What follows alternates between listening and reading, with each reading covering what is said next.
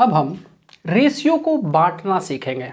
जैसे कि ए और बी का जो रेशियो है 2:3 है। 100 को जो है ना ए और बी में बांटना है। ए और बी का जो रेशियो है 2:3 है। पहले हम समझ लेते हैं कि इसका मीनिंग क्या, यानी कि ए और बी का रेशियो 2:3 है और टोटल जो है 100 है। तो यानी कि इसका कहने का अर्थ ये है कि ए जो है ना 2 हिस्सा लेगा तो बी जो है 3 हिस्सा लेगा। जैसे कि यदि 5 रहता ना, यदि 5 रहता तो 2 ये लेता और 3 ये लेता है तो हो जाता 5। ऐसे ही इसे 100 में बांटना है तो क्या करना होगा, 100 को पहले इसके टोटल से डिवाइड कर देंगे, ठीक। और ए को चाहिए 2 तो 2 से दे दो, और 100 को फिर यहाँ भी 5 से डिवाइड कर दो। बी को कितना चाहिए 3, तो ए का जो हिस्सा होगा 40 होगा और बी का जो हिस्सा होगा 60 होगा। दूसरे एग्जाम्पल से एक और समझते हैं। जैसे कि हमें मतलब 90 को बांटना है 1:2 में बांटना है, ठीक। तो 90 को बांटना है 1:2 में, तो यानी कि ए 1 हिस्सा लेगा तो बी कहेगा 2 हिस्सा। जैसे क्या करेंगे, ये टोटल कितना है, टोटल है 90, तो 90 को टोटल से डिवाइड कर दो 3, और ए को कितना चाहिए 1 और बी को कितना मिलेगा 2, तो 90/3 × 2, यह कितना हो जाएगा 30 और ये हो गया 60। ये देखिए 1:2 में है। इसका बांटने का एक दूसरा तरीका हम इंट्रोड्यूस करते हैं, वो ज़्यादा बेनिफिट होगा इससे। जैसे कि हमें 100 को बांटना है ए और बी के अनुपात में, ए को मिलेगा 2 और बी को मिलेगा 3, तो हम ऐसे सोचेंगे ए 2 लेता है बी 3 लेता है, तो दोनों मिलाकर ये कितना 5, ठीक है ना। तो 5 है इसका टोटल और इसका टोटल कितना है 100, तो समझ लेना है कि 5 यूनिट का जो मान है 100 है। तो 1 यूनिट का मान कितना होगा, यूनिटरी मेथड से 20 हो जाएगा, ठीक।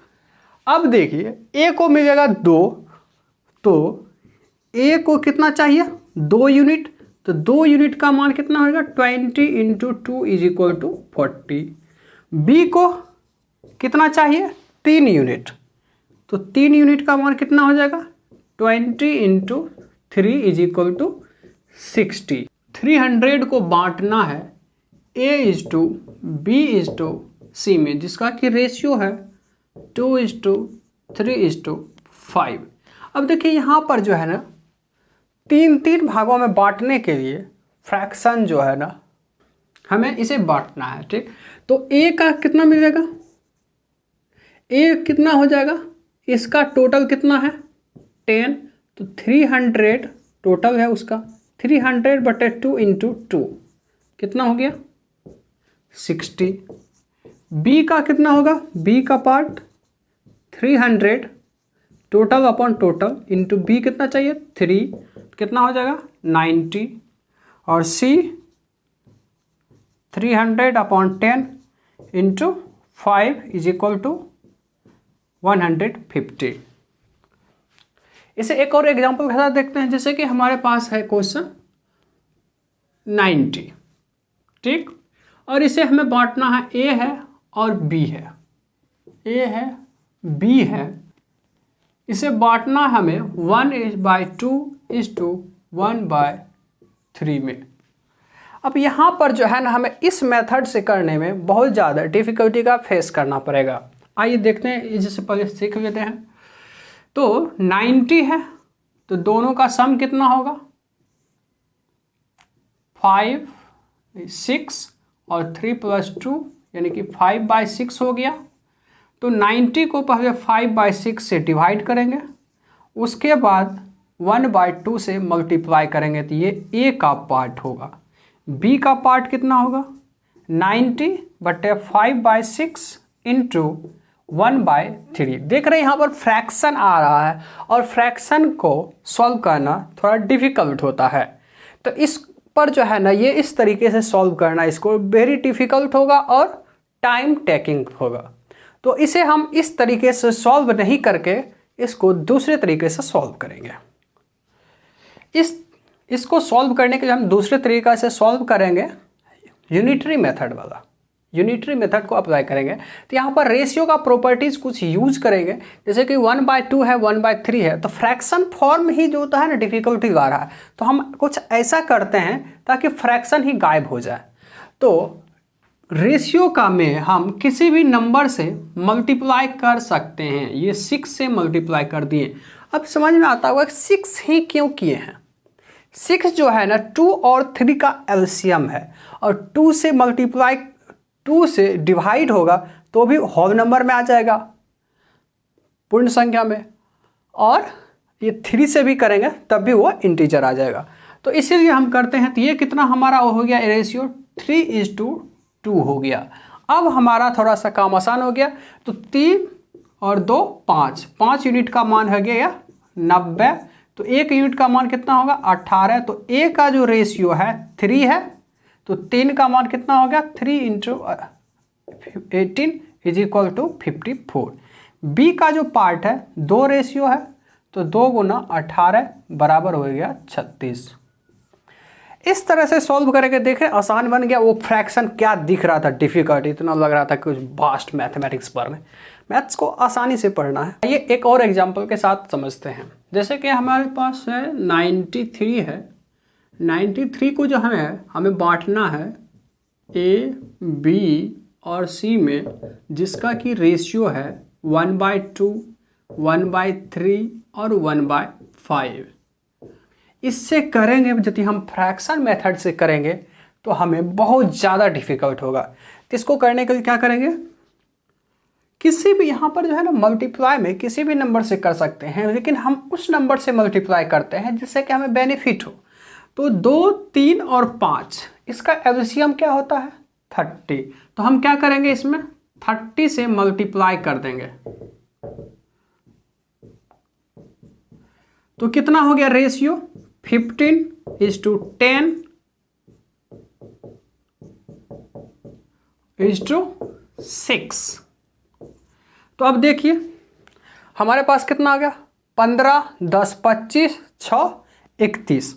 31 यूनिट का जो मान है कितना है 93। तो 1 यूनिट का मान कितना होगा 3। तो हमारे पास है 15। तो यानी कि ए का है हमारे पास 15। तो 15 को 3 से मल्टीप्लाई कर दो, कितना हो गया 45। अब देखिए बी का कितना है 10। तो कितना हो गया 3 × 10 30। 6 है, सी का है 6 यूनिट। सी का कितना हो जाएगा 6 × 3 बराबर 18। अब हम रेशियो में जो है ना एक नए कंसेप्ट पर चाहते हैं। जैसे कि हमारे पास है 2a = 3b = 5c। तो हमें a, b और c का रेशियो निकालना है, क्या होगा। यहाँ से जो है करना, यदि हम करेंगे, यदि फ्रैक्शन मेथड से करेंगे ये तो हालत ख़राब कर देगा। तो यहाँ पर क्या करना होगा, बराबर में है तो हम इन तीनों के एलसीएम से 2, 3 और 5 के एलसीएम से डिवाइड कर देंगे। कितना हो जाएगा 30, 30 और 30। तो 5, 6 30, 3, 10 to 15। देखिए जब तो ये हमारा कितना आ गया a/15 = b/10 = c/6। तो हमारा रेशियो भी वही होगा 15, 10 और 6। इस क्वेश्चन को करने का एक और अच्छा मेथड है, खराब नहीं है। 2a = 3b है बराबर 5c है। तो हमें यदि a का रेशियो निकालना है तो a को ढक लो और इन दोनों को मल्टीप्लाई कर दो। तो क्या हो जाएगा a/b/c बराबर होगा, a को निकालना है तो a को ढक करके 3 b और c के कोफिशिएंट से मल्टीप्लाई कर देंगे। तो कितना हो जाएगा 3 × 5 कर दो रेशियो। b निकालना है तो इन दोनों को क्या कर देंगे मल्टीप्लाई कर देंगे। कितना होगा 2, 5 जा 2 × 5। अब हमें निकालना है c, तो c को ढको और इन दोनों को मल्टीप्लाई कर दो, 2:3। तो यही देखिए हमारा आंसर आ गया 15, 10 और 6। इससे भी हम आसानी से कर सकते हैं। आइए एक नए टाइप के क्वेश्चन को सॉल्व कर। जैसे कि हमारे पास दिया हुआ है a/b = c/d = e/f = 2/3। तो हमें मान निकालना है 2a + 3c + 4e / 2b + 3d + 4f बराबर क्या होगा। तो इसके निकालने के लिए क्या करना है, a/b का जो रेशियो है 2/3 है, तो a की जगह पर 2 और b की जगह पर 3 पुट करना है। उसी तरह c की जगह पर 2 और d की जगह पर 3, e की जगह पर 2 और f की जगह पर 3।